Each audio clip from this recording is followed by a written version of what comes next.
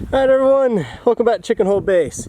So as you can see, I brought a few items out. First, some barrels to put water in, use as thermal mass for the greenhouse and give it some more support. A habitation module, about time, right? And also, Robocody has received a new implement, so we can mow some of this brush so that maybe the fire will burn slower through here.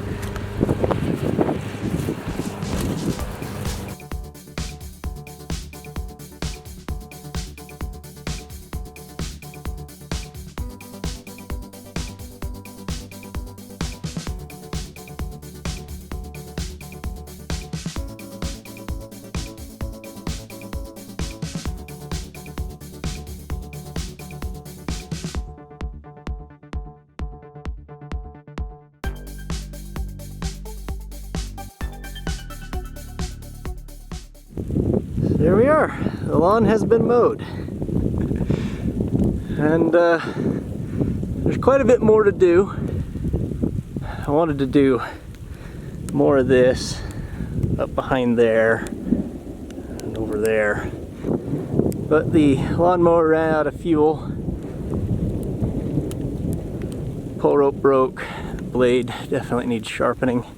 But the fire does appear to be out. Good. I mean, you know, it's actually been out for a couple of days now. It looked like as soon as the wind died down, they were able to extinguish it. They had 2 helicopters flying it. But right now, you might be able to tell, there's another thunderstorm rolling through, so maybe it'll start another one. So can't quite relax yet. So anyway, we dropped the hen over here, set her down next to the greenhouse.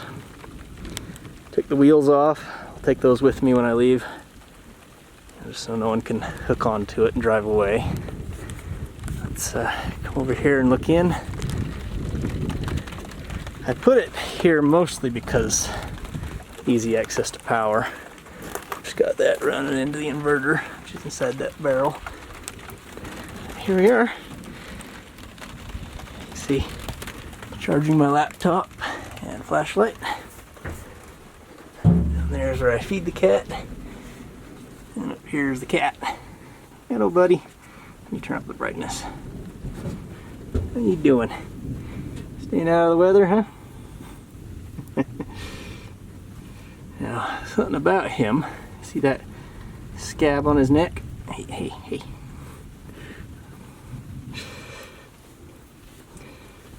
He showed up with a big, swollen face. Swollen cheek here. We thought maybe he got stung by a bee or bitten by a wasp or something. But when I looked very closely, I shaved a little bit of hair out of the way. There was actually 2 little marks, about 1 inch apart, that looked a lot like a snake bite. And maybe, no, I think the only snake that it could be is a rattlesnake. So basically, he was messing with a rattlesnake, and the snake just kind of struck at him without injecting very much, if any, toxin. So he got a dry strike. He's super duper lucky. Don't mess with snakes. Hopefully he learned his lesson. I'm sure it hurt. So hopefully he doesn't get bit again, because he might not get so lucky. Anyway, when he's not on my bed, he hangs out up there.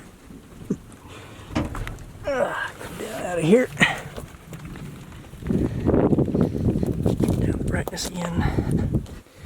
So here we are with the front open. See, it's like a little kitchen here.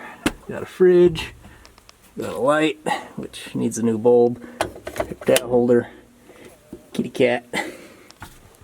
Down here you can see a sink, which currently doesn't work. I need to turn on the electric pump and fill the tank with water first, but there it is. I got running water, a little heater here, and a lantern. Absolute luxury. Oh, there's a little door here, a little bit of storage, cutting board. There we go.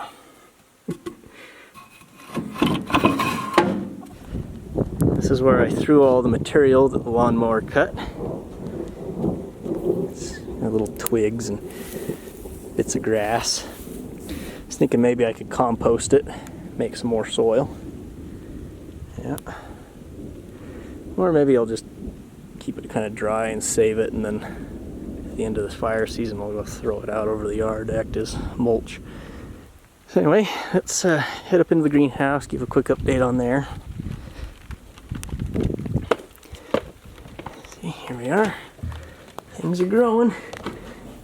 These tomatoes I stuck in the ground are much larger than they were. See all these moths? I left the light on. See this? Now what happens when you have the only light for miles? Well, you get bugs. And they have trouble leaving the greenhouse afterwards. Well, some of the bugs are okay. This is a lacewing. Those eat aphids. There's a spider here. She's been capturing the salt gnats in a web. So that's alright. There's a honeybee. They can get in and do whatever they're doing. A lot of people are saying maybe they're going after the mycelium, and that actually sounds plausible. There's not a lot of wet, moist places with mushrooms, and bees apparently like to collect stuff off the mushroom mycelium.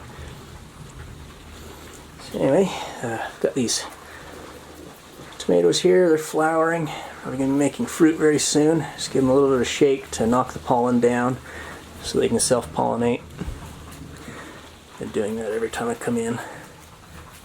See, we've already got a little tomato. You can do that with the peppers too, except maybe not when the flower's upright. Yeah. Need a little buzzer to put like near each plant to just every now and then. Or, you know, get the bumblebees in here. Don't think we'll do that this year, but I would like to get some bumblebees in the system at some point so they can do some of the work. Yeah, who knows, maybe the moths will pollinate a bit. Alright. So there's that. I put a rope in to help wick the water down. It kind of works. It just sits there and drips all the time now. It's raining a bit more. I wanted to look, see how much water's in there. Okay, so we're about there.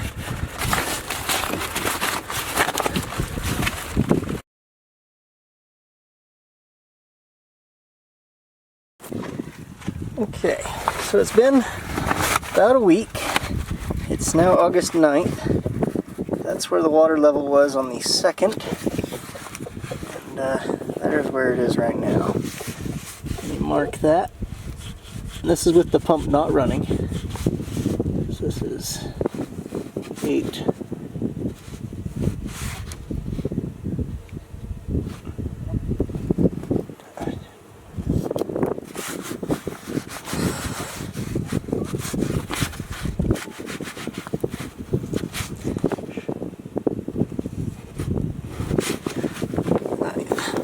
Okay, the front of the greenhouse has been open, as you can see, so the wind can get in there and exchange the air and moisture.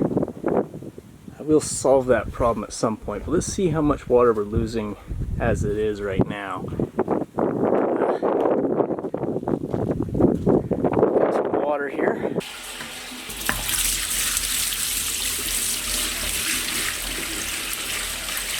Hey, that's all the jugs. Let's see what that brought us up to. Okay. Yeah, just below that line there. So it took 50 gallons to get to that point. So we're probably looking at 55 gallons would have filled it. Back up to the August 2nd level. So that means in the 1 week, 7 days, consume about 50 gallons.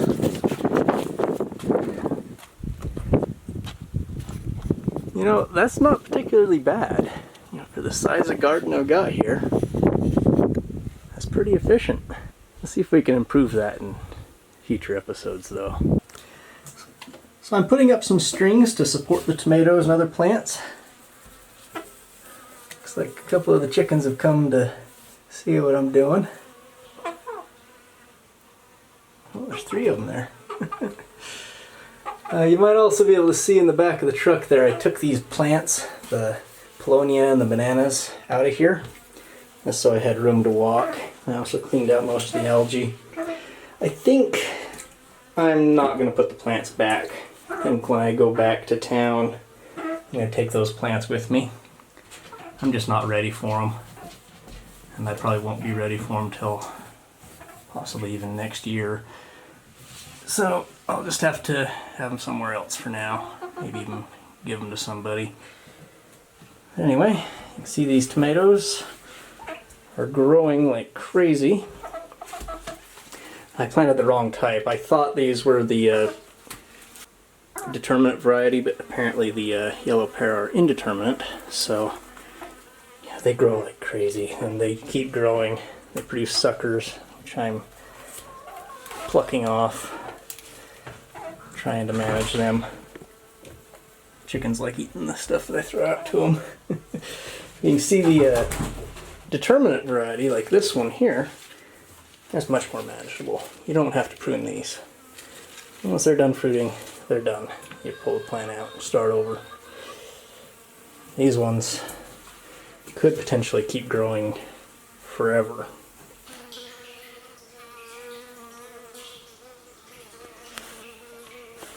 And you can see the bees have been coming in here to get water. I let the other water source out there dry out because a bunch of crickets had crawled into it and died and were starting to rot, so I figured it'd be better if the bees got their water from here for now until I got that cleaned out, really replaced with something else. You can see some time has elapsed since the last clip, and I've just about finished this side over here. I've been pruning the tomatoes, so they're got very few leaves down under here, just so more light can get in for my other plants. I've also been taking the leaves, throwing them in a bucket here. Don't want to feed all of this to the chickens. And I'll use this for compost.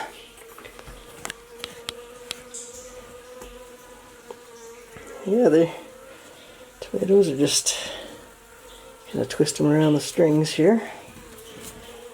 So they got something to climb up to support them. You see over here, where I haven't got the supports yet, they're all falling over because of our strong gravity. I assume this problem wouldn't be as bad on Mars, but here on Earth, we're going to need the strings. Speaking of these strings, I've got them supported on these little eye hooks. You can see there. I found a bunch of these, and I've noticed that the threads on them are about half the depth of the plastic itself. So they only screw in about halfway. But they're pretty strong. So I'm not piercing the pressure vessel. I want to minimize the amount of holes I put in it. And I got a place to hook. If I wanted to, I can take this out. Still won't be a penetration there, but if I wanted to, I could seal the hole back up with the, by melting the plastic a little bit, and I could move the eye hook if I wanted. Yeah, the strings give some good support here. Actually, this pepper plant, I think I might be ready to pull some peppers off of there. These are spicy, yeah. Yeah.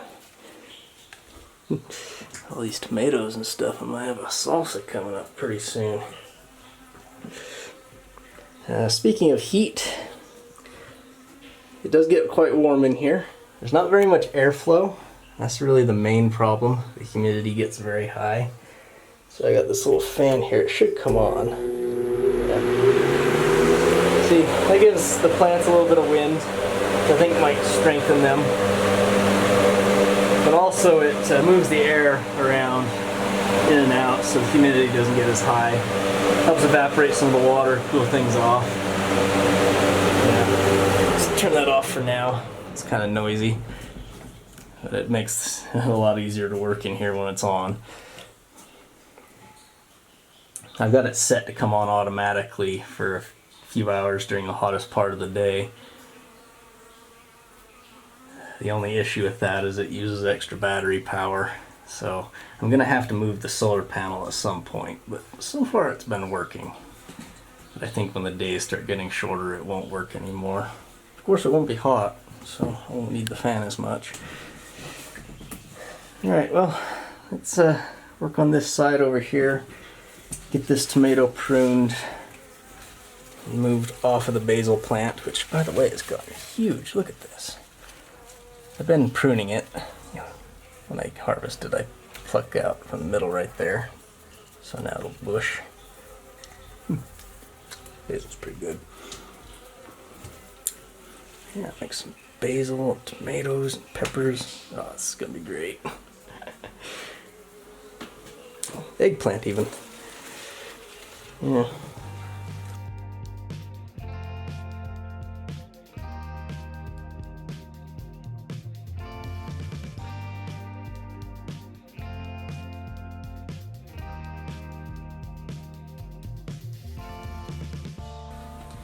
Alright, so here we are. I finished the other side. As you can see, that looks a lot better. I think I did a better job over here. I was more aggressive on the pruning. Also, I focused more on running the plants up individual strings, like this, as you can see there.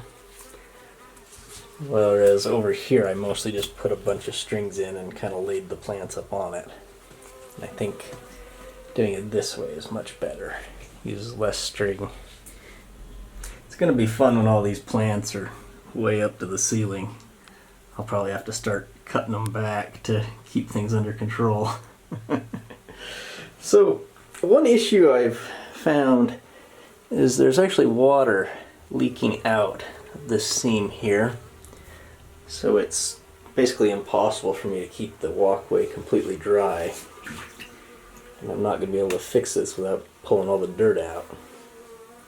So I think what I'm going to do is I'm going to put down some gravel, find some nice round pea gravel, just put a layer of it in here, and then like a rubber mat or something on top of that to walk on. That way the water can go underneath with the mat and drain through the gravel, but there will be no light for algae to grow either. Also, I think I'm going to replace these pieces of wood with some pipe going back and forth. That way I can run water through it and have a, basically treat this like a radiator for heat transfer. And you might be able to hear Robocody's outside with his little chainsaw cutting down some sagebrush.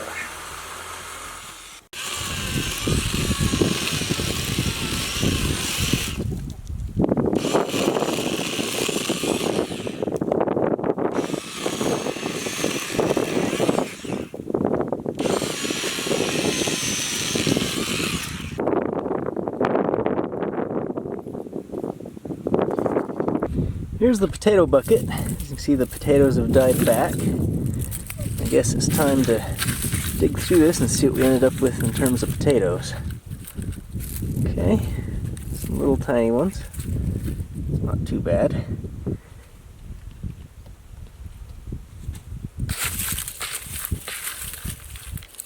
I ended up using them as seed potatoes for the next crop.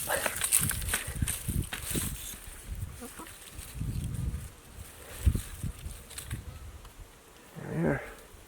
Oh, chicken's gonna get them.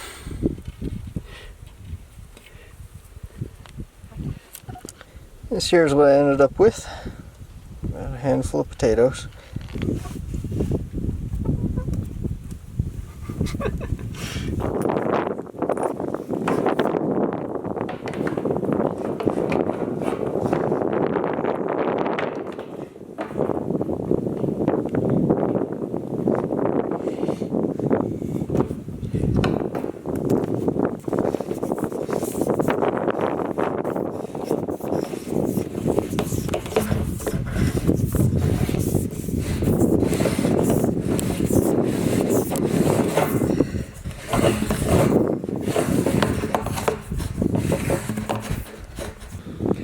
So here's the barrel. It's going to be filled with water. And this hose that I just stuffed in there, as you can see, I'm going to run a brine solution through it, through a radiator, through the greenhouse, and then back to the barrel. That way, even as the water inside the barrel is freezing, it's still heating the greenhouse. Also, I can use it to cool the greenhouse. Although, heating is the top priority. If I made this right, I should be able to screw it on, have that seal pretty good. It doesn't have to be pressurized, but I could put some sealant in there if I needed to.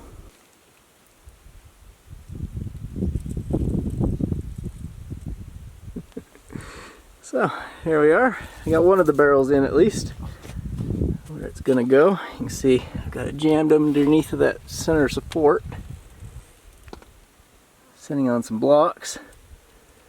Now when I fill this up with water, it'll act as thermal mass and also a support to help make the structure more rigid.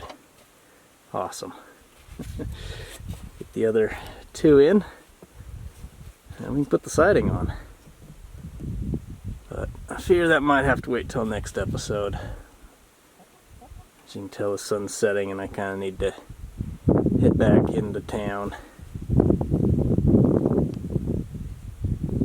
So, I'll end it there. Hope you enjoyed. I'll see you next time.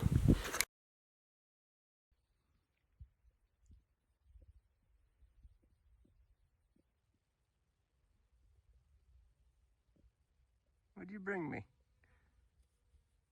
That looks like a cricket.